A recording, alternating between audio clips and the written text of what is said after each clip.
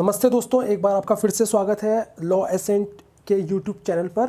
दोस्तों, जैसा कि हम 4 चैप्टर यूके पुलिस एक्ट का कर चुके हैं और जैसा कि मैंने आपसे वादा करा था कि ये पूरे चैप्टर्स को मैं कंप्लीट कराऊंगा, तो उसी सीरीज़ को कंप्लीट करते हुए आज हम बात करेंगे चैप्टर 5 के। ओके, तो चैप्टर 5 जो है ये सेक्शन 39 से लेकर सेक्शन 49 तक कवर होता है और इस चैप्टर में आपको कुछ इंपॉर्टेंट सेक्शंस हैं, उन पे ज़्यादा फोकस करना है स्पेसिफिकली। ठीक है, सो चैप्टर 5 का नाम क्या है? Role, functions and duties of the police, यानी कि राज्य की पुलिस जो है उसके क्या दायित्व हैं, उसके क्या कार्यशैली है, उसके और क्या फंक्शंस हैं, इन चीज़ को डिफाइन करा गया हमारा इस चैप्टर में। तो पहला जो हमारा सेक्शन है इस चैप्टर का वो बात करता है सेक्शन 39 किस चीज़ के बारे में? फंक्शन, रोल और ड्यूटीज़ ऑफ द पुलिस के बारे में।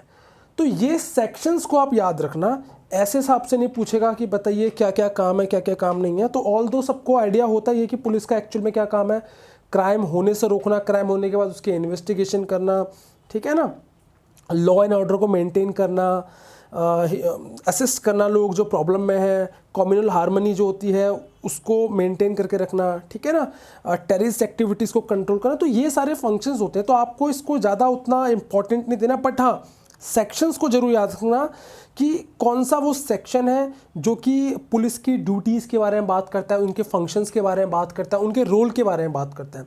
तो उस लिहाज से इस सेक्शन को आप याद रखना। ऑल दो क्या क्या फंक्शंस हैं जो गवर्नमेंट टाइम टू टाइम इसको क्या करती रहती है, चेंज करती रहती है, यानी कि और एडिशनल अगर गवर्नमेंट को लगता है तो वो इंक्लूड कर सकती है। तो ये जो मेजर जो ड्यूटीज़ हैं वो इसमें आपको दिया हुआ है, जैसे ABCDE। तो ये आप देख लेना, इसमें ज़्यादा कुछ इंपॉर्टेंट ना ऐसा नहीं है, बट सेक्शन 39 जो है वो सबसे ज़्यादा इंपॉर्टेंट है। तो इसमें कुछ ऐसा समझाने वाला नहीं है जो कि आपको बताना पड़े रीड करके, ठीक है। उसके बाद section 40 functions in revenue police area, it is not as much as important, ज़्यादा उतना इम्पॉर्टेंट नहीं है, ठीक है। बस थोड़ा सा ये याद रखना कि कौन पुलिस को डायरेक्ट करेगा उस रेवेन्यू पुलिस एरिया में फंक्शंस के लिए। तो इसमें थोड़ा जो उस डिस्ट्रिक्ट का जो SP होता है वो कोऑर्डिनेट करके काम करता है किसके साथ? उस कंसर्न रेवेन्यू पुलिस एरिया के डिस्ट्रिक्ट मजिस्ट्रेट से। तो ये इतना इम्पॉर्टेंट नहीं है। सेक्शन 41 में बताया गया है कि सीनियर पुलिस ऑफिसर्स की क्या क्या दायित्व होते हैं, उनकी ड्यूटीज़ क्या होती हैं टुवर्ड्स अ सबऑर्डिनेट ऑफिसर। इसको एक बार देख लेना, it is also not as yes. Section 42 is very important. Section 42 कहता है कि police officers always on duty and may be employed in any part of the state. Obviously belt की नौकरी होती है पुलिस की नौकरी, तो 24/7 की नौकरी होती है, इसलिए लोग IAS बनना ज़्यादा प्रेफर करते हैं compare to Indian police services, but also it is a very decorated services. एक बार सवाल ये आया था सुप्रीम कोर्ट में कि क्या एक पुलिस ऑफिसर जो कि मान लो उसके सामने कोई क्राइम हो रहा है and he was not in uniform, तो क्या उस केस में कंपेल करा जा सकता है उस व्यक्ति को जो कि पुलिस यूनिफॉर्म में नहीं है बट वो पुलिस वाला ही है कि आप काम करो? तो उस केस में पुलिस वाला ये नहीं कह सकता कि I am not in a duty, क्योंकि भाई आप पुलिस की नौकरी में हो, आप 24 घंटे ड्यूटी में होते हो। तो यही बताया गया इस सेक्शन में कि every police officer shall word है, यानी कि मैंडेटरी है ये, ठीक है ना, डिस्क्रिशनरी पावर नहीं है पुलिस के ऊपर। ये इस एक्ट ने इसको इम्पोज कर दिया कि हर पुलिस वाला जो होगा वो ड्यूटी पे माना जाएगा। Be considered to be always on duty and may at any time be employed as a police officer in any part of the state और आउटसाइड इट, यानी कि राज्य में जब भी उसकी ज़रूरत होगी उसको राज्य में अपनी सर्विस देगा, और अगर राज्य सरकार को लगता है कि इस पुलिस ऑफिसर की सर्विस हमें राज्य के बाहर भी चाहिए तो बाहर भी ले सकते हैं, और वो हमेशा माना जाएगा कि वो केस पे ड्यूटी पर है। Section 43 police officer not to engage in other employment, एक बार देख लेना, वही है कि अगर आप सरकारी नौकरी कर रहा है कोई भी पुलिस ऑफिसर, तो वो सरकार से जो उसको सैलरी मिलती है, जो अलाउंस मिलते हैं, उसके अलावा कोई भी प्राइवेट एक्ट में, कोई भी प्राइवेट ट्रेड में, प्रोफेशन में इन्वॉल्व नहीं होगा। अगर वो ऐसा करना चाहता है तो ही मस्ट टेक उसको कंसेंट लेनी पड़ेगी, परमिशन लेनी पड़ेगी राइटिंग में स्टेट गवर्नमेंट से। वैसे भी किसी भी सरकारी मुलाजिम को अपना सरकारी काम के अलावा कोई भी प्राइवेट काम अलाउ नहीं है ये, ठीक है, ये वरना उसके ऊपर कार्रवाई करी जा सकती है सरकार। सेक्शन 44 है police officer not to withdraw from duty etcetera, यानी कि वो अपने आप को विड्रॉ नहीं करेगा किसी भी ड्यूटी से, क्योंकि आप भाई पुलिस की नौकरी में हो तो आप पुलिस की नौकरी में हो, आप अपने आप को विड्रॉ नहीं कर सकते without from your highers officials. तो ये इतना इंपॉर्टेंट नहीं है। सेक्शन 45 में कहा गया कि पुलिस ऑफिसर्स मे ले इन्फॉर्मेशन, ठीक है ना, ये भी ज़्यादा इंपॉर्टेंट नहीं है। 46 इंपॉर्टेंट है, police officer to take charge of unclaim property and not being a case of a property. ये कहना चाह रहा है कि पुलिस ऑफिसर जो भी कोई सामान, प्रॉपर्टी की बात हो रही है यहाँ पे, ठीक है, इट प्रॉपर्टी की जब बात होती है तो मूवेबल और इमूवेबल दोनों को हम यहाँ पे प्रिज्यूम करके चलेंगे। तो अब ये किसके बारे में बात करता है ये हम देखेंगे कि ये सेक्शन में ये मूवेबल की बात करता है या इमूवेबल की बात करता है, ठीक है। जनरली हम जब आईपीसी पढ़ते तो प्रॉपर्टी में किसी किसी सेक्शन में आप देखोगे प्रॉपर्टी को स्पेसिफिकली मूवेबल प्रॉपर्टी के पॉइंट ऑफ व्यू से रखा गया है, बट कहीं पर जहाँ पे मूवेबल है इमूवेबल का डिफरेंस नहीं बताया गया है, तो उस केस में प्रॉपर्टी का मतलब ये होगा कि वो दोनों ही प्रॉपर्टी यानी कि movable as well as immovable.